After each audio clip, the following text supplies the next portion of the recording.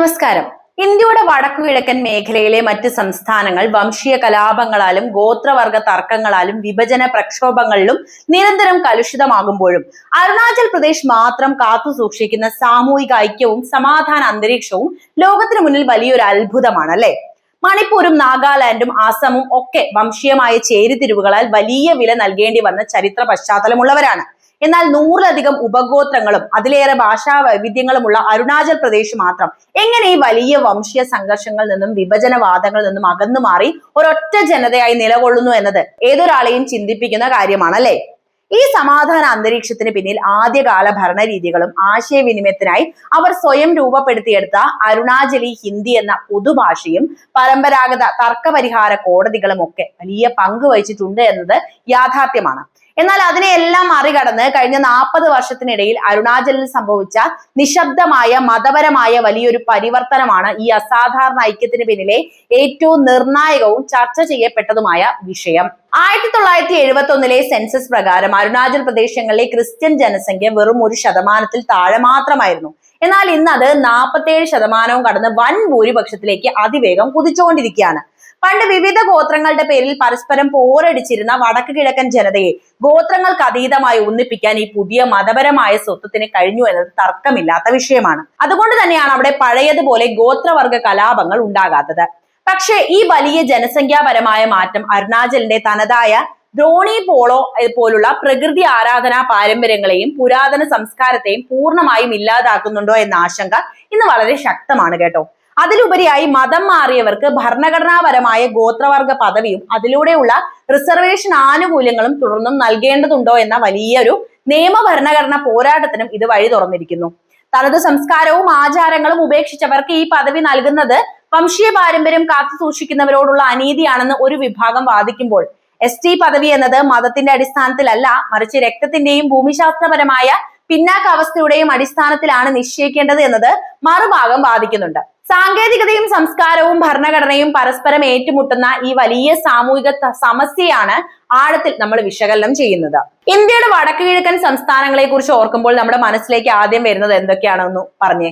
വംശീയ അസ്വാരസ്യങ്ങള്, ഗോത്രവർഗങ്ങൾ തമ്മിലുള്ള തർക്കങ്ങള്, അല്ലെങ്കിൽ പുതിയ സംസ്ഥാനങ്ങൾക്ക് വേണ്ടിയുള്ള നിരന്തരമായ പ്രക്ഷോഭങ്ങൾ, മണിപ്പൂരിലെ നിലയ്ക്കാത്ത പ്രതിസന്ധികളും നാഗാലാൻഡിലെ ദശാബ്ദങ്ങൾ നീണ്ട രാഷ്ട്രീയ അനിശ്ചിതത്വങ്ങളും ആസാം പലതായി വിഭജിക്കപ്പെട്ട ചരിത്രവും ഒക്കെ ഇതിന്റെ ഉദാഹരണങ്ങളാണല്ലേ. നമ്മളിപ്പോഴും വാർത്തകളിൽ സജീവമായിട്ട് കേൾക്കുകയാണ് ഇതൊക്കെ. എന്നാൽ ഈ വടക്ക് കിഴക്കൻ മേഖലയിൽ തന്നെ തികച്ചും വ്യത്യസ്തമായ ഒരു പ്രതിഭാസമായി നിലകൊള്ളുന്ന സംസ്ഥാനം തന്നെയാണ് അരുണാചൽ പ്രദേശ് എന്നത് ഒരിക്കൽ കൂടി ഞാൻ നിങ്ങളോട് പറയാണ്. അരുണാചൽ പ്രദേശ് ഒരു വലിയ സമസ്യയാണ് ഇപ്പോൾ. കാരണം മറ്റു വടക്ക് കിഴക്കൻ സംസ്ഥാനങ്ങളെ പോലെ വലിയ വംശീയ കലാപങ്ങളോ സംസ്ഥാനം വിഭജിക്കണമെന്ന ആക്രോശങ്ങളോ അവകാശങ്ങളോ ഒന്നും തന്നെ ഇവിടെ നമുക്ക് കേൾക്കാൻ കഴിയില്ല.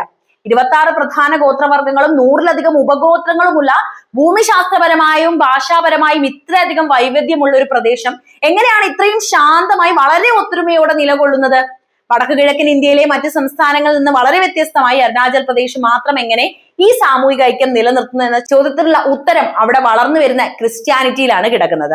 അരുണാചൽ പ്രദേശിന്റെ ഈ സമാധാന അന്തരീക്ഷത്തിന് പിന്നിലെ ഒന്നാമത്തെ കാരണം അതിന്റെ ചരിത്രമാണ്. 1950കളിലും 60കളിലും ഈ പ്രദേശം നോർത്ത് ഈസ്റ്റ് ഫ്രോണ്ടിയർ ഏജൻസി അല്ലെങ്കിൽ നേഫ എന്നാണ് അറിയപ്പെട്ടിരുന്നത്. മറ്റ് സംസ്ഥാനങ്ങളിൽ വിവിധ ഗോത്രഭരണ പരീക്ഷണങ്ങൾ നടന്നപ്പോൾ നേഫ നേരിട്ട് കേന്ദ്ര സർക്കാരിന്റെ നിയന്ത്രണത്തിലാണ് പ്രവർത്തിച്ചിരുന്നത്.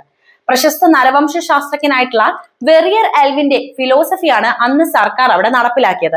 ഗോത്രവർഗക്കാരുടെ തനത് സംസ്കാരത്തെയും ആചാരങ്ങളെയും സംരക്ഷിച്ചുകൊണ്ട് തന്നെ അവരെ വികസനത്തിന്റെ മുഖ്യധാരയിലേക്ക് കൊണ്ടുവരിക എന്നതായിരുന്നു ഈ നയം. ഇത് തുടക്കത്തിൽ തന്നെ വലിയ ആഭ്യന്തര തർക്കങ്ങൾ ഒഴിവാക്കാൻ ഇവരെ സഹായിക്കുകയും ചെയ്യുന്നുണ്ട് കേട്ടോ. അരുണാചലിലെ ഗോത്രങ്ങളായിട്ടുള്ള ആദി, നിഷി, ഗാലോ, മിഷ്മി തുടങ്ങിയവർ സംസാരിക്കുന്നത് പരസ്പരം മനസ്സിലാക്കാത്ത തികച്ചും വ്യത്യസ്തമായ ഭാഷകളാണ്.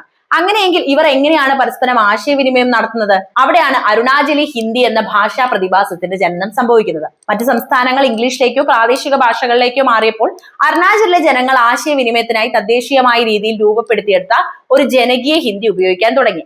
ഇതാരും അടിച്ചേൽപ്പിച്ചതല്ല കേട്ടോ, മറിച്ച് വ്യാപാര ആവശ്യങ്ങൾക്കും സാമൂഹിക ഇടപെടലുകൾക്കുമായി അവർ സ്വയം വികസിപ്പിച്ചെടുത്ത ഒരു ഭാഷയാണിത്. ഇന്ന് അരുണാചലിലെ വ്യത്യസ്ത ഗോത്രങ്ങളിൽപ്പെട്ട യുവാക്കൾ പരസ്പരം സംസാരിക്കുന്നത് ഈ അരുണാചലി ഹിന്ദിയാണ്. ഇത് അവർക്കിടയിലെ ഗോത്രപരമായ അതിർവരമ്പുകൾ തകർക്കുകയും ഒരു പാൻ അരുണാചലി വ്യക്തിത്വം വളർത്തിയെടുക്കുകയും ചെയ്തിട്ടുണ്ട്. മൂന്നാമത്തെ ഒരു കാരണമായിട്ട് നമുക്ക് പറയാനുള്ളത് അവിടുത്തെ ശക്തമായ പരമ്പരാഗത നിയമ സംവിധാനങ്ങളെ കുറിച്ചാണ്. ഉദാഹരണത്തിന് ആദി ഗോത്രത്തിനിടയിലുള്ള കെബാങ് എന്ന ഗ്രാമീണ കൗൺസിൽ ജനങ്ങൾക്കിടയിൽ ഉണ്ടാകുന്ന ചെറിയ തർക്കങ്ങൾ പോലും വലിയ വംശീയ യുദ്ധങ്ങളായി മാറാതിരിക്കാൻ ഇത്തരം പ്രാദേശിക കോടതികൾ ഒരു സുരക്ഷാ കവചമായി ഇവിടെ പ്രവർത്തിക്കുന്നുണ്ട്. നിയമം കയ്യിലെടുക്കാതെ പരസ്പരം ചർച്ചകളിലൂടെ പ്രശ്നങ്ങൾ പരിഹരിക്കാൻ ഈ സംവിധാനം അവരെ സഹായിക്കുകയും ചെയ്യുന്നു. എന്നാൽ അരുണാചലിനെ ഇന്ന് ഒന്നിപ്പിച്ചു നിർത്തുന്ന ഏറ്റവും പ്രധാനപ്പെട്ടതും വളരെ കൗതുകകരമായ കാരണം മറ്റൊന്നാണ്. അതിനെക്കുറിച്ച് ഞാൻ നേരത്തെ സൂചിപ്പിച്ചിരുന്നു. കഴിഞ്ഞ 40 വർഷത്തിനിടയിൽ അവിടെ നടന്ന നിശബ്ദമായ ഒരു മതപരമായ പരിവർത്തനമാണ് അതിന്റെ കേന്ദ്ര ബിന്ദുവായിട്ട് നമുക്ക് മനസ്സിലാക്കാൻ കഴിയുന്നത്. 1971 സെൻസസ് പ്രകാരം അരുണാചലിലെ ക്രിസ്ത്യൻ ജനസംഖ്യ വെറും 1% താഴെ മാത്രമായിരുന്നു. 1%, വളരെ ചെറുതല്ലേ? അന്ന് ഹിന്ദുക്കൾ 79% അവിടെ ഉണ്ടായിരുന്നത്. എന്നാൽ ഇന്ന് അവിടുത്തെ ക്രിസ്ത്യൻ ജനസംഖ്യ 47% മുകളിലെത്തിയിരിക്കുന്നു. വളരെ വേഗത്തിലാണ് അരുണാചൽ പ്രദേശ് ഒരു ക്രിസ്ത്യൻ ഭൂരിപക്ഷ സംസ്ഥാനമായിട്ട് മാറിക്കൊണ്ടിരിക്കുന്നത്. 1978 സംസ്ഥാന സർക്കാർ മതം മാറ്റ നിരോധന നിയമം കൊണ്ടുവന്നിട്ടും ഇത്രയും വലിയൊരു മാറ്റം എങ്ങനെയാണ് അവിടെ സംഭവിക്കുന്നത്? ഇതിന് പിന്നിൽ 2 തരം വാദങ്ങൾ നിലനിൽക്കുന്നുണ്ട്. അനുകൂലിക്കുന്നവരുടെ വാദത്തിലേക്ക് വരാം. സ്വാതന്ത്ര്യാനന്തരം അരുണാചലിലെ ദുർഘടമായ മലനിരകളിൽ കൃത്യമായ റോഡുകളോ സ്കൂളുകളോ ആശുപത്രികളോ എത്തിക്കാൻ സർക്കാരിന് സാധിച്ചില്ല. ആ ഭരണപരമായ ശൂന്യതയിലേക്ക് കടന്നു വന്നത് ക്രിസ്ത്യൻ മിഷണറിമാരാണ്. അവർ മികച്ച വിദ്യാഭ്യാസവും മികച്ച ആരോഗ്യ പരിപാലനവും നൽകാൻ തുടങ്ങി. കൂടാതെ അനാചാരങ്ങൾക്കും ചെലവേറിയ ഗോത്രവർഗ ബലികൾക്കുമെതിരെ ഒരു ആധുനിക സാമൂഹിക ബദൽ അവർ ജനങ്ങൾക്ക് മുന്നിൽ വെക്കാനും തുടങ്ങി. അതോടെ ഇവർക്കിടയിൽ എന്ത് വന്നു? വിശ്വാസം വന്നു. ഇത് സാധാരണക്കാരായ ജനങ്ങളെ ക്രിസ്ത്യാനിറ്റിയിലേക്ക് ആകർഷിച്ചു. എന്നാൽ വിമർശകർ പറയുന്നത് മറ്റൊരു കഥയാണ് കേട്ടോ. ഈ ദ്രുതഗതിയിലുള്ള മതപരിവർത്തനം അരുണാചലിന്റെ തനതായ പ്രകൃതി ആരാധകர்களായിട്ടുള്ള, നേരത്തെ പറഞ്ഞ പോലെ ദ്രോണി, പോളോ, അമാക്, മാഥായ് തുടങ്ങിയ ഷെമനിസ്റ്റ് തുടങ്ങിയ പാരമ്പര്യങ്ങളെ പൂർണ്ണമായും ഇല്ലാതാക്കിയെന്നാണ് അവർ ഉയർത്തുന്ന വാദം. ആഗോള മതം സ്വീകരിച്ചതോടെ അവിടുത്തെ പ്രാദേശിക ആചാരങ്ങളും തനത് സംസ്കാരവും വംശനാശത്തിന്റെ വക്കിലാണെന്നും ചരിത്രകാരന്മാരും ചൂണ്ടിക്കാണിക്കുന്നുണ്ട്. ഈ മതപരിവർത്തനം ഇന്ന് വലിയൊരു ഭരണഘടനാ ചർച്ചയ്ക്ക് വഴി തുറന്നിരിക്കുകയാണ്. മറ്റ് സംസ്ഥാനങ്ങളിലെ പട്ടികജാതിക്കാർ മതം മാറിയാൽ അവരുടെ റിസർവേഷൻ ആനുകൂല്യങ്ങൾ നഷ്ടപ്പെടുമെന്ന് കോടതികൾ വ്യക്തമാക്കുകയും ചെയ്തിട്ടുണ്ട്. എന്നാൽ പട്ടികവർഗക്കാരുടെ കാര്യത്തിൽ ഇത് വ്യക്തതയില്ല. ഇവിടെ ഉയർന്നു വരുന്നത് 2 വാദങ്ങളാണ് കേട്ടോ. ഒന്നാമതായി ST പദവി എന്നത് ഒരു ജനതയുടെ തനത് സംസ്കാരവും ലൈഫ് സ്റ്റൈലും സംരക്ഷിക്കാനാണ്.